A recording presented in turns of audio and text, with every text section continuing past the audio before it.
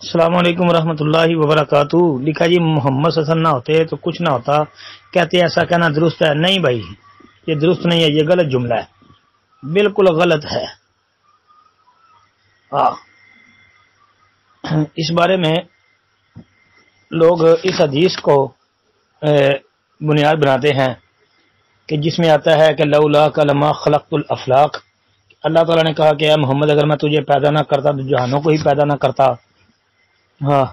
لیکن یہ موضوع روایت ہے۔ علامہ شوکانی نے الفوائد المجموعہ کے اندر، اجلونی نے کشف الخفا جلد 2 صفحہ 164 پر، اور شوکانی کی کتاب کا حدیث نمبر 326 ہے۔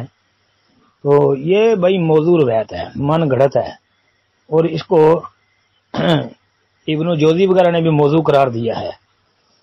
اور دالمی کی جو روایت ہے مسند فردوس دالمی کی، اس میں یا محمد لولاک لما خلقت الجنت ولولاک ما خلقت النار، یہ الفاظ ہیں، اور دالمی والی روایت کو شیخ البانی رحمۃ اللہ علیہ نے ضعیف قرار دیا ہے۔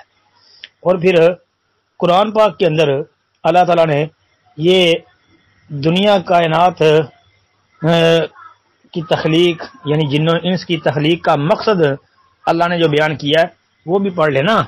اللہ تعالیٰ کہتے ہیں وما خلقت الجن والانس الا لیعبدون، کہ جن و انس کی پیدائش کا مقصد صرف یہ ہے کہ وہ میری عبادت کریں، اور یہ نہیں کہ محمد صلی اللہ علیہ وسلم نہ ہوتے تو کچھ نہ ہوتا، تو یہ جو کچھ ہے یہ محمد صلی اللہ علیہ وسلم کے صدقے اس کے وسیلے سے ہے۔